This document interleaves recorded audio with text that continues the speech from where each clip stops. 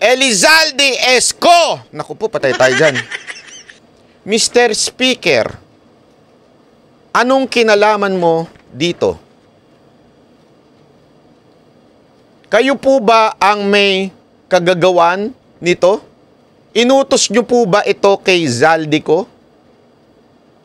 Ako'y nagtatanong lang. Ito'y seryosong tanong.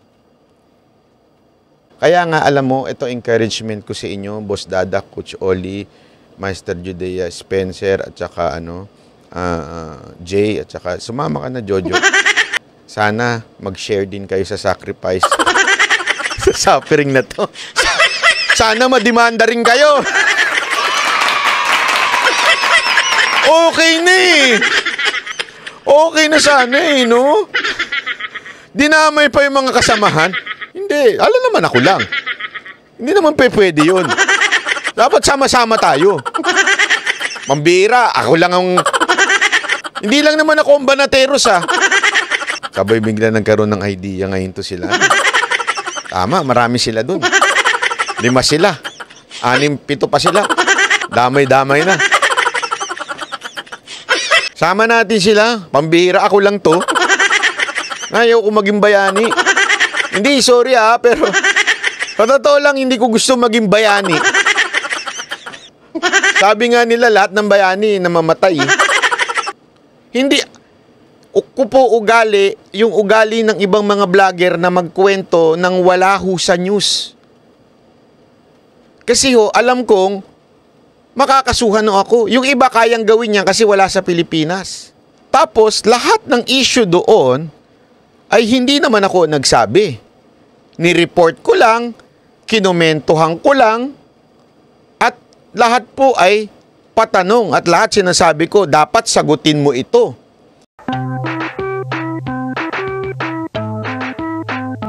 Pero pag-usapan na nga natin, ito yung papel, Ito yung papel na... Ito, ano nga ba sinabi dito? Elizalde Esco! Naku po, patay tayo dyan. Yung di umano, 3 beses ko pa inulit. Pinakamayaman daw dahil sa negosyo. Bakit ba? Bakit? Siya ang nagreklamo laban kay Mr. Banatbay.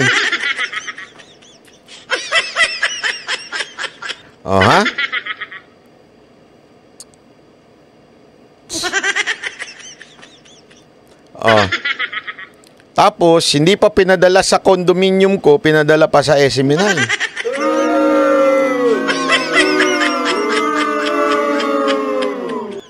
Para talaga magkaroon ng sabi nga nila, kaya doon pinapadala para talagang takutin yung mga anchor ng SM9. Sabi ko, bakit ako lang? Ba't di nyo dinamay si Coach Oli, si Boss Dada, si Master Judea? Anyway, ito nga po yun. Ito na naman yung bagong demanda nila sa akin. Okay? So, nung binasa ko, hindi ko pwede ipakita yung lahat ng laman sa loob So, nung binasa ko yung lahat ng laman sa loob, Nanet, salamat po. Ang nakita ko po doon ay lahat ng mga videong noong 2023 pa. So, inabot sila ng 1 taon para ma-realize na libelous daw yun. So, mapapaisip ka dun. Bakit 2023 pa? Tapos, lahat ng issue doon ay hindi naman ako nagsabi. Ni-report ko lang, kinomentohan ko lang, at lahat po ay patanong at lahat sinasabi ko, dapat sagutin mo ito. Kasi may paratang doon si Congressman Tebes, may paratang doon si Mayor Magalong. Naalala nyo, may mga paratang na ganon? Diba? At sabi ko, bilang, ang tanong ko pa nga, ito pa ang matindi dito karamihan doon sa inirereklamo nilang video or vlog ay yung nandoon yung pangalan ni Speaker Romualdez. So, napaisip ako. Ano ibig sabihin nito? So, tiningnan ko. Binusisi ko. At ang linaw ho, lagi ko sinasabi, ito ang sabi ni ganito. Totoo ba to? Ito bang mga ganito ay inyong ano? Ibig sabihin, nagtatanong lang ho tayo. Hindi lang sa kanya, pati kay Speaker Romualdez. Bawal na palang magtanong ngayon.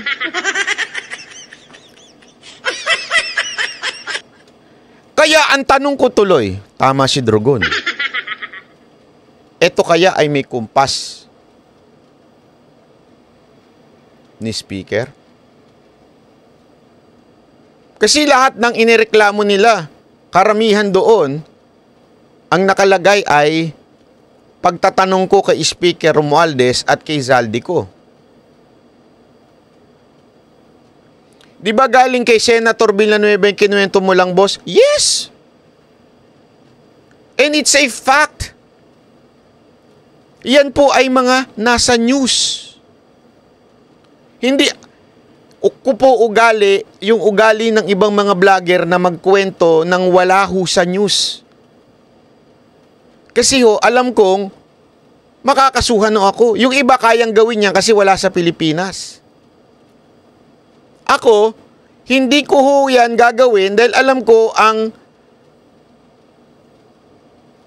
mga nangyayari ho sa Pilipinas pagka ikaw ay nag-iimbento, nag-chichismis, gumagawa ng balitang hindi naman confirm o wala namang basis, ikaw talaga ay makakasuhan. Pero ako po ay walang tinanong doon na galing sa sarili kong kwento. Yan po ay lahat galing sa balita, galing sa ibang politiko, galing sa mga public official. Ano to? Mr. Romualdez, bawal ka na ba talagang tanungin ngayon? Kasi nung huli kang tinanong ni Ka Eric at ni Loren Badoy, ni Doc Loren Badoy, ikaw ay nagalit. This time na tinatanong kita, kasama mong si Zaldico, ay eto na naman ang matatanggap ko. Alam mo, pag binasa nyo ho talaga, wala ho ako makitang sense. Nung pinabasa ko nga sa ilang abogado, nagtataka nga sila eh. Bakit ikaw ang dinimanda? Ba't hindi yung mga nagsalita ang dinimanda? Ikaw lang naman yung nagkomento, nagbigay lamang ng reaksyon. Alam mo, kahit sila nagtataka eh. Bakit ganun? Dahil po doon, hindi ko na lang i-detalye ha. Hindi ko na lang po i-detalye.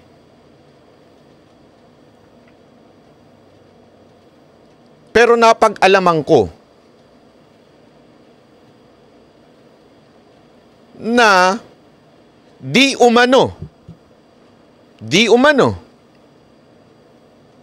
ang napag-alaman ko, di umano ito daw ay utos. Kaya nga muli, ito ang aking tanong. Tanong po ito, wala hong halong malisya. Ito'y tanong lamang po. Mr. Speaker, anong kinalaman mo dito? Kayo po ba ang may kagagawan nito? Inutos nyo po ba ito kay Zaldico? Ako'y nagtatanong lang. Ito'y seryosong tanong. Again tanong lang po ito.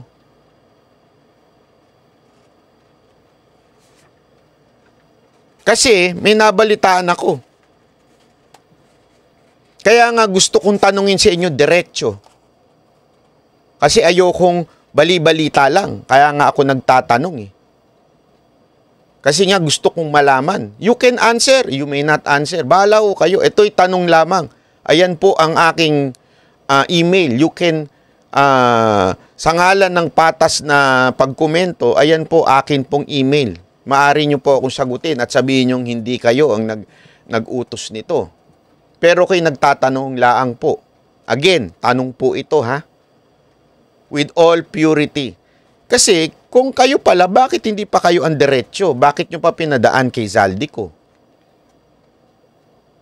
Dahil ba yung demanda na ito ay sa Legazpi? Gusto nyo ako bang pahirapan na pumunta pa sa Legazpi para lang asikasuhin itong demanda na to? Ako'y nagtatanong lang. Kasi ho, wag ho nating kakalimutan, ito po'y aking ni-research at sinabi rin po sa akin ng abogado na dapat hindi po sa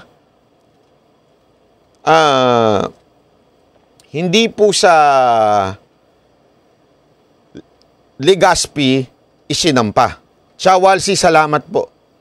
Sabi kasi dito, for public official, there is additional guidance provided by the Supreme Court in its rulings. The case of Manila Bulletin Publishing Corporation versus Honorable Domingo, GR number 170341, February 15, 2012, established that the venue for libel case, okay? Yung venue daw for libel case ay ng isang involved ay public officers or public figures can be the place where the article was printed and first published, kung saan pinrint or pinublish. In this instance, since it's a blog, so dito, kung saan ako nakatira. Okay? Or where the complainant public official holds office, provided it is within the territory where the libelous article was circulated. In summary, a libel case against a public official in the Philippines can be filed in 1, the place where the article was printed and first published, meaning dito sa aking city. 2, the place where the public office holds office, public official, holds office, provided the libelous article was circulated in that area. Meaning, dapat doon sa opisina ninyo, which is sa Quezon City. Bakit ako diyan sa Legazpi? Ako'y nagtatanong lang.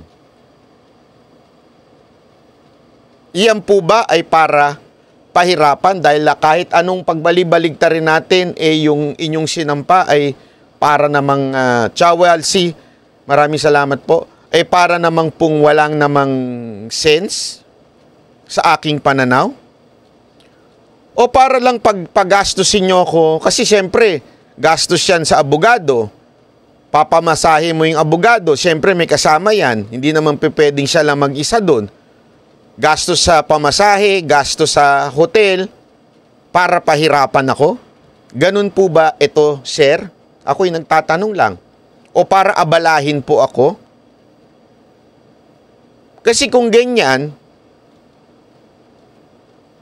hindi ho naman ata tama yun, sir. Meron na po ba talaga tayong panggigipit sa mga mamahayag? Tandaan nyo, hindi lamang po ako vlogger, ako po ay isang anchor ng SMNI. Panggigipit po ba ito sa media na pumapalag sa inyo? Na nagtatanong sa inyo? Hindi, ako po nagtatanong ha. Kasi kung sa tingin ninyo, tatahimik ako dahil sa ginawa ninyo, sorry, hindi nga ako napatahimik ni Trillanes eh. Lalo nga akong lumaban eh. Kung akala ninyo, bigla akong tatahimik. Kasi magtataka ka dito. Tandaan ninyo ha, magtataka ka dito. 2023 pa po ito. Bakit ngayon lang? Kasi malapit na eleksyon. Malapit na eleksyon. So, tandaan ninyo, sabi ko nga bakit ako lang? Sa dami-dami naming vlogger na bumabanat sa inyo, ako lang. Hindi ko sinasabing dahil ako yung pinuno ng Banateros kaya nyo ginawa ito. Dahil gusto nyo masampulan. Gusto ninyong magbigay ng takot na pag ito ang nadali si Banat Bay, baka umatras yung ibang mga kasamahan nito. Tandaan ninyo, yan ang ginawa ni Ferdinand Marcos Sr. sa mga media noon. Tumahimik ba sila? Yan ang ginawa ninyo sa SMNI. Tumahimik ba SMNI?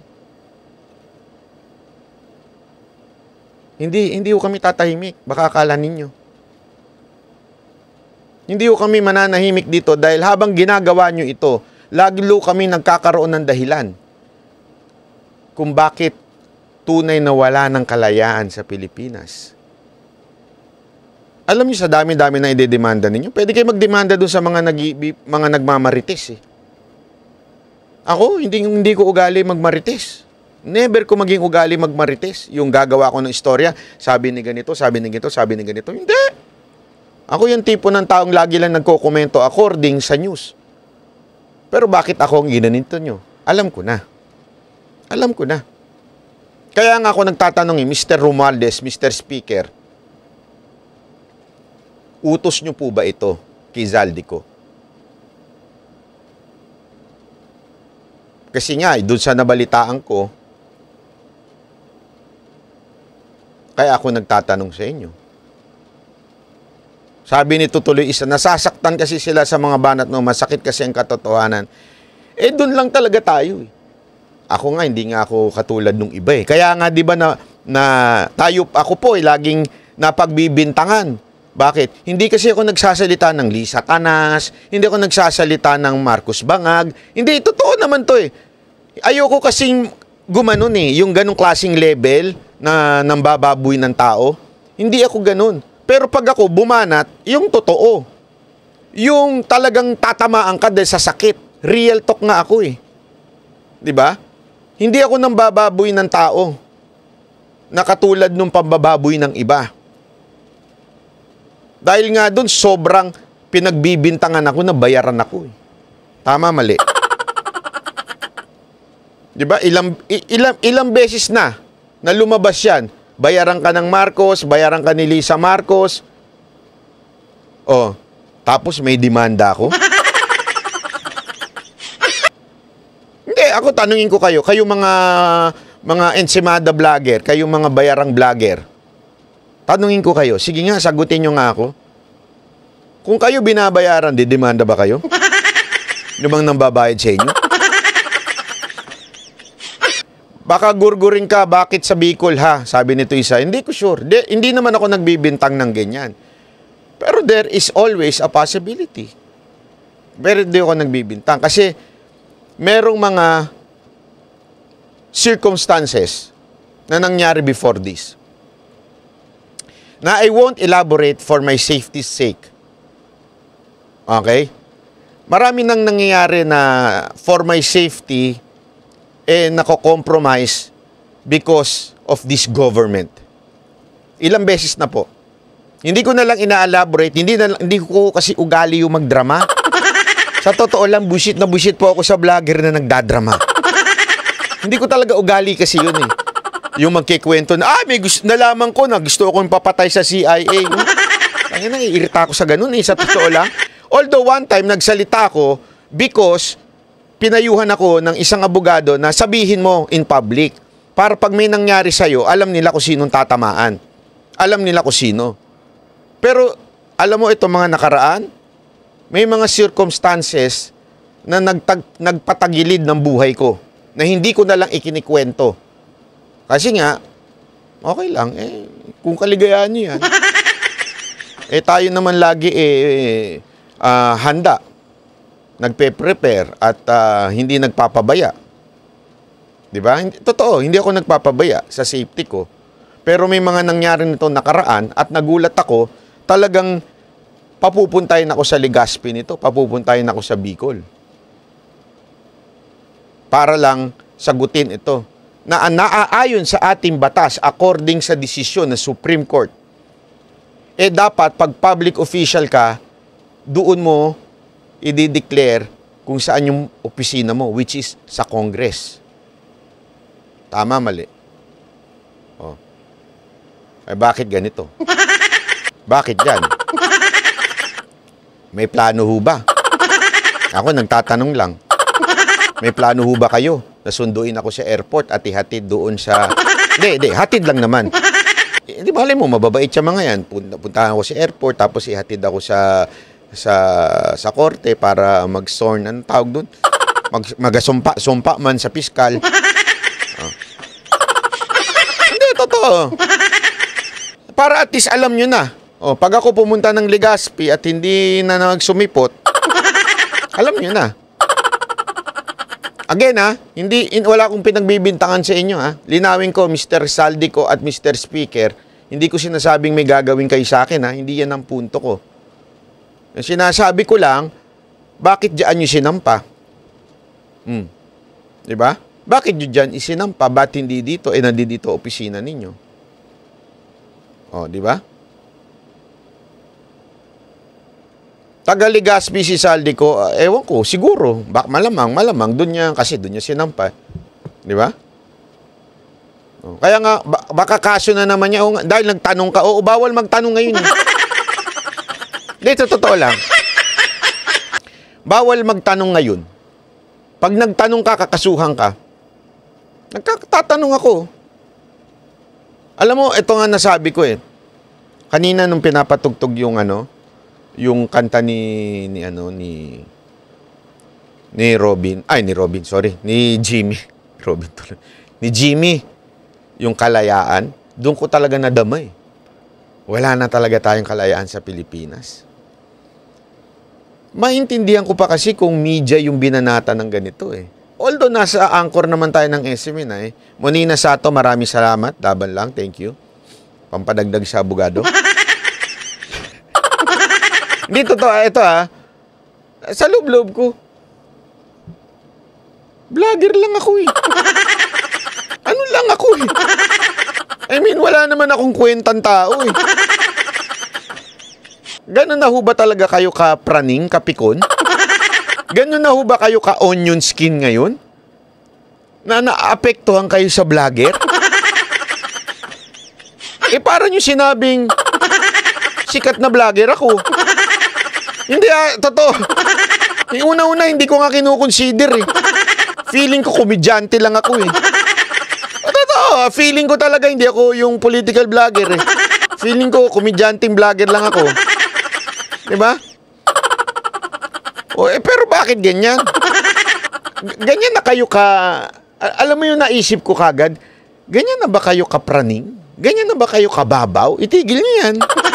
Kung ano man yung vitamins nyo, itigil nyo yan. Diba? Ganun na ba kayo kapikon? Dahil lang kini-question kayo sa mga bagay-bagay na nanggaling naman sa news? Tama, mali. Diba? Robisita, maraming salamat. Ride pa tayo, boss. Chillax muna. Sakto lang yan. Dito ako, eto nga sinasabi ng iba, pinoproblema ko. Hindi naman, siyempre, pinoproblema lang natin yung gastos. Kasi siyempre, mahirap naman kumuha ng libreng abogado. Kaya nga, panggigipit lang Kasi sila, may mga abogado silang nasa opisina nila. Ibig sabihin, walang ginagawa. Talagang, hindi naman sa walang ginagawa. Ibig sabihin, naka-employee. Regular employee nila, yung mga abogado. Tayo, talagang kukuha pa tayo sa labas. Hindi naman pwede makiusap at sabihin natin, baka naman pwedeng pagtanggol mo ko ng libre. Hindi naman pwedeng ganun. Di ba, nag-aral din sila ng katagal-tagal, tapos kailangan pa nilang pumunta sa Legazpi para, hindi naman pwedeng ako lang Alam naman na ako lang, dapat nandun din abogado, so gastos talaga. Feeling ko, yan ang ginagawa nila para tumahimik ako. Kasi ito meron ako isang sasabihin sa inyo. Pwede ko ba sabihin to? Huwag ko na lang sabihin. Baka mamaya madagdagan na naman tayo. Basta ito. Sasabihin ko lang sa inyo to. Ngayon ko lang sasabihin to. Ang tagal sabihin,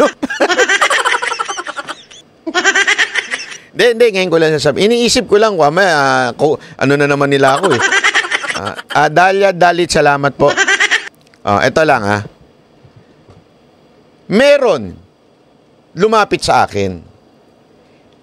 Una-una, first fact, hindi ko sinasabi na galing kay Zaldico ito.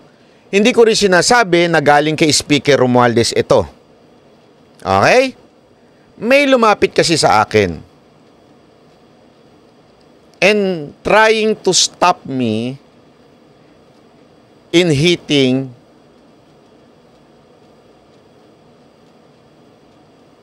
Congress or the House of Representatives with very, very convincing resources.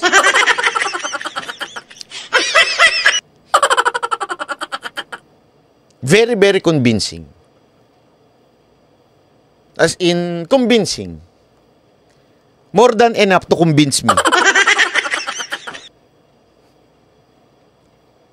Again, ulitin ko po Ulitin ko. Wala po ako sinasabi na galing kay Speaker ito nor galing kay Zaldico. Wala po ako sinasabing ganon. Okay? Linawin ko lang. Wala po ako sinasabing galing sa kanila. Etong tao na ito. But very convincing to the point I can stop. Kasi it's going to be monthly. I can stop vlogging and live my life. A comfortable life. But I don't like the condition.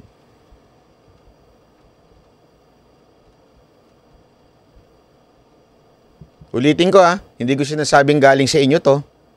I don't know kung kanino mang galing ito. Malay mo, peke din ito.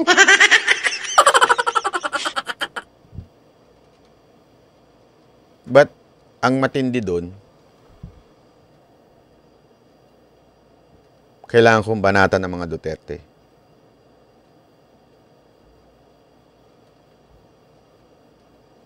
Pero hindi ko kaya. Hindi ko kayang gawin yon sa bayan ko. Hindi, to be honest hindi ko kayang gawin yon. Kasi alam ko itong mga Duterte ang maaaring makaayos ng bayan natin. Hindi sa pagiging I cannot live with that kind of conscience sa puso ko. Ako? Hindi, totoo. Hindi, imagine niyo ako bumabanan sa mga Duterte. Hindi, totoo po. Imagine niyo, binabanatan ko si Pangulong Duterte. Sa tingin niyo hindi, ito walang biro. Sa tingin niyo nakakatuwa yun? Makakatulog kaya ako nun? Hindi, tanungin nyo. Sarili ninyo. Sa tingin nyo, makakatulog ako nun? Hindi. Am I tempted? Of course. Tao lang tayo. Mapapag-isip tayo. Uy, retirement to But, sabi ko sa inyo, it's not worth it. Dahil masisira lang buhay ko. As in, yung tiwala ni Pangulong Duterte sa atin. Di ba? Kaya nga sabi ko, eto ba yung cause na yun? Hindi, ako nagtatanong lang. Again, I am just asking. Uulitin ko, for the third, fourth, fifth time, sixth time, seventh time, eighth time, ninth time, 10 times. Hindi galing ito kay Speaker Romualdez, hindi galing ito kay Zaldico. Estela Garcia, salamat po. Inulit ko na yun. Ulitin ko ulit. Hindi galing ito kay Speaker Romualdez, hindi ito galing kay Zaldico. Pero that kind of offer, hindi ako magiging masaya. Ako simpleng tao lang naman ako. Mas masarap pa sa... Alam nyo ba na walang kapalit ang peace of mind in any amount of money? Hindi, tandaan nyo yan Walang kapalit ang peace of mind any form of money. You want proof? Go to Japan. Bakit ang mga tao doon mayayaman pero ganun? Why? Money is not enough to make you happy. Money is not satisfying. Tandaan niyo yan. Kaya iyan ang pinaniniwalaan ko. Again, hindi ako bayani, ha? Walang bayani dito. Alang hindi ko kayang tiisin yun. Hindi, para lang sa ano, ha? Ito, walang halong pagdadrama to, ha? Huwag niyo akong gawing bayani. Hindi ako bayani. Kahit gawin kila Boss Dada, kila Coach Oli, kila Master Judea, kila Jojo yan, kahit kila Jay, hindi naman nila gagawin yun. So, hindi lang akong ganun, ha? Hindi, para linawin lang natin kasi ayokong baka sabihin nyo, nagpapakabayani si Banat. Hindi! Kahit yung iba sigurado ako, hindi pa. Si Jay. Hindi ako sure kay Jay, ha? Biro lang, Jay. Joke lang, Jay, ha? Kaya lang, siyempre, alam mo yun, kayo nga, tanungin ko nga kayo, kaya nyo ba sa puso ninyo banata ng mga Duterte, lalong-lalo na si Pangulong Duterte, tsaka si VP Sara Duterte, kaya nyo bang gawin nyo yun? Diba? Hindi nyo kayang gawin yun. Kasi alam mong yun na nga lang magbibigay sa atin ng pag-aayos sa buhay natin, eh. Diba? Eh bakit mo gagawin yun? Sisirain mo lang yung buhay mo, wala kang peace of mind. Diba? Wala ka sa peace of mind pag ganun. Kaya nga, sabi ko nga, napagtanto ko lang din na ito ba yung kabayaran ng paghindi ko? Nagtatanong lang naman ako. Hindi sa inyo, Zaldi ko, hindi rin sa iyo, Speaker Romualdez. Kasi hindi naman kayo, hindi galing sa inyo to. Pero nagtatanong lang ako. Di ba? Hindi worth it, eh. Tapos ganito. Pero okay lang. Hindi ito, walang biro to. Meron akong gustong i-share sa inyo. Very inspiring. Huwag sana kayong umalis, pero very inspiring. Naalala ko tuloy yung sinabi ni Pablo.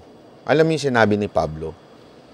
Sabi ni Pablo, parang it's okay for me to share the suffering of Christ kasi para for the sake of the gospel, kaya siya naging masaya.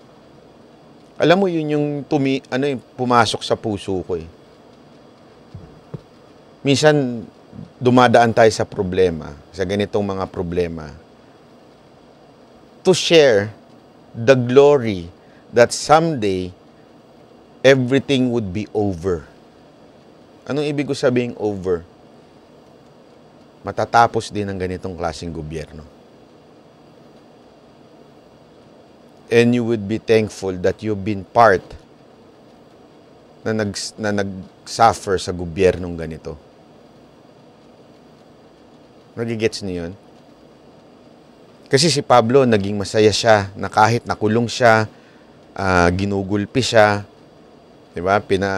Alam ko, siya yung talagang grabe ang ginawa sa kanya bago mamatay. Kasi nga, sabi niya, I share with the suffering of Christ, diba? Dahil para sa gospel. Ako, ganun din naisip ko. Naisip ko na, hindi para ito not about religion to. Sa akin, I share the same sacrifice para sa paglalaban natin sa bayan. At someday, I know, someday, naniniwala ko, this will be over. Kawawa yung mga ng abuso sa mga Pilipino. At nagpapasalamat na lang din ako, kabahagi ako doon sa somehow, pinersecute ng gobyerno na ito para sa pagdating ng panahon, isa ako sa magre-rejoice na nakatapos din tayo sa walang niyang gobyerno na ito. Sa mapang-aping gobyerno na ito. Kaya, alam mo, ngayon nakaka-relate ako sa mga ginagawa nila sa SMNI. Walang biro. Hari Estaliane, salamat po. Wala ng konstitusyon natin, batas, pera-pera na lang. Oh. Naniniwala ako. Kaya nga, alam mo, ito encouragement ko sa inyo, Boss Dada, Coach Oli, Master Judea, Spencer, at saka Jay, at saka sumama ka na, Jojo. Sana mag-share din kayo sa sacrifice sa suffering na to. Sana madimanda rin kayo. Okay na eh. Okay na sana eh, no? Dinamay pa yung mga kasamahan. Hindi, alam naman ako lang. Hindi naman pwede yun. Dapat sama-sama tayo. Mambira, ako lang ang... Hindi lang naman ako ang banateros, ha. Sabay bigla nagkaroon ng idea ngayon to sila. Tama, marami sila dun. 5 sila. 6, 7 pa sila. Damay-damay na.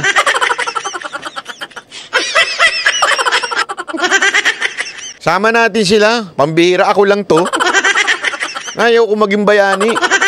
Hindi, sorry pero sa totoo lang, hindi ko gusto maging bayani. Sabi nga nila, lahat ng bayani namamatay. Kaya ayoko maging bayani, hoy. Para lang sa kaalaman nyo. Ibayani nyo na lang si Morales, wag na ako.